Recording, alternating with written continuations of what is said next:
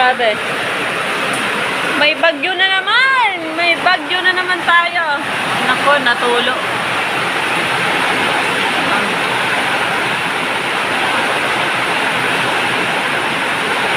Kawawa naman yun. Tama, dami naligo sa ulan. Oh. Nakakatuwa pag naligo sa ulan, nakakatuwa sobra. Nakakamiss din yung panahon na yun eh. Oo. Nakakamiss.